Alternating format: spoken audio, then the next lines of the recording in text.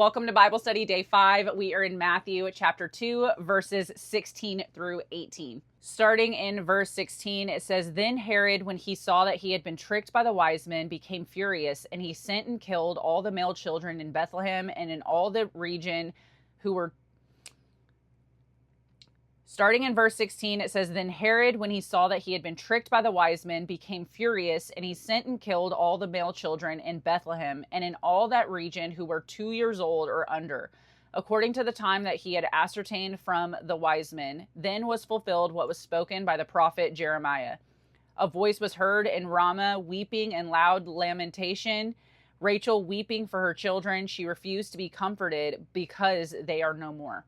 So this happens immediately after Joseph, Mary, and Jesus flee to Egypt because God warned Joseph in a dream that Herod intended to unalive Jesus. Herod expected the wise men to come and report back to him, and when they didn't, he realized that they had intentionally avoided him.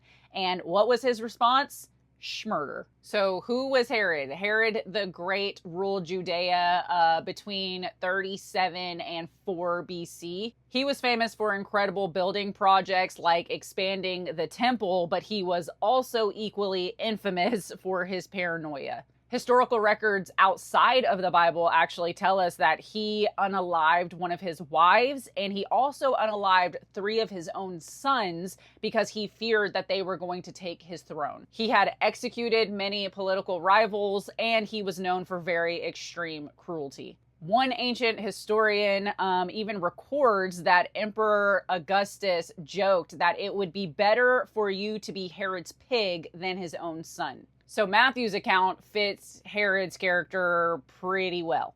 In verse 16, when it talks about he became furious, the Greek word actually suggests explosive rage. It wasn't just a little bit of disappointment, it was uncontrollable wrath.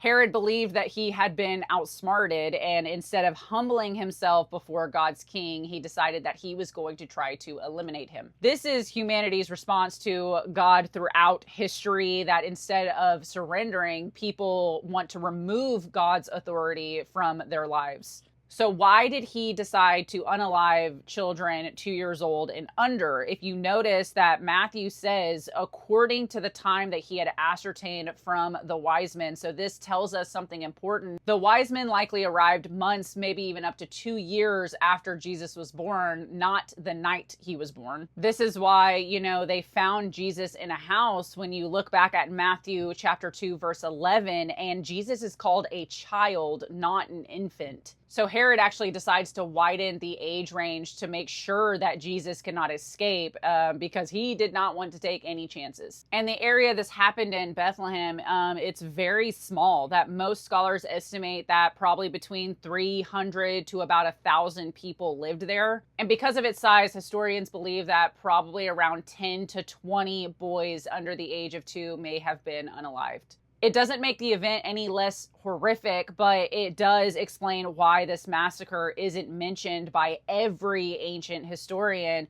As tragic as it was actually one of many brutal acts that was committed by King Herod. When we get to verse 17 through 18, Matthew now quotes Jeremiah 31, verse 15. What was Ramah? Ramah was a town north of Jerusalem, and after Babylon conquered Judah, captives were gathered there before being taken into exile. And Jeremiah described the nation's grief through the image of Rachel mourning. Now, who was Rachel? Rachel was the wife of Jacob, and she actually expired giving birth near Bethlehem. This is in Genesis 35. She became a symbolic mother of Israel, and Jeremiah pictures her as if she is watching her descendants being carried into exile. Matthew is talking about another very heartbreaking moment, that now mothers in Bethlehem are crying and mourning over their unalived children. And so the sorrows echoes the grief that Jeremiah described. The irony is that Herod tried to stop God's plan, but instead his actions actually fulfilled scripture. This is a recurring theme throughout Matthew, is that human beings oppose God, but God still accomplishes his purpose. In Psalm 2, it actually says that the kings of the earth set themselves against the Lord and against his anointed, and yet God's plan still continues. Why did God not stop this horrific act? And this is a pretty hard question, but I'm sure that multiple people have wondered this. And Matthew does not give a direct explanation, but he does show several truths here. That one, God knew it would happen. God warned Joseph and protected Jesus, and God did not approve of Herod's evil. At the end of the day, human beings remain morally responsible for their actions, but even profound evil cannot stop God's plan. This passage does not minimize suffering, but it does acknowledge the reality of evil while showing that God's purposes still continue throughout history. So the main points of this passage is, number one, earthly kingdoms oppose God's kingdom. And so Herod represents worldly power trying to protect itself, but Jesus represents God's eternal kingdom. And a lot of the time, those two kingdoms collide with each other. Number two is that evil often attacks innocence, and that sin doesn't just affect the guilty. It doesn't just affect the sinner. It brings suffering to others. Number three is that God's promises survive human opposition. King Herod had soldiers.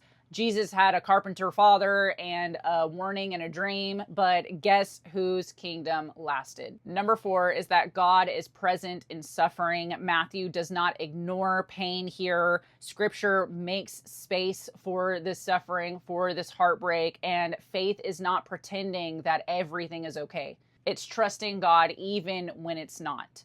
Number five is that Jesus entered a broken world, that even before Jesus could even speak, he experienced exile, political violence, threats, and the consequences of human evil. He is not distant from suffering. He entered into it. That is it for today. I hope y'all enjoyed it, and I hope to see you back again. Y'all have a blessed day.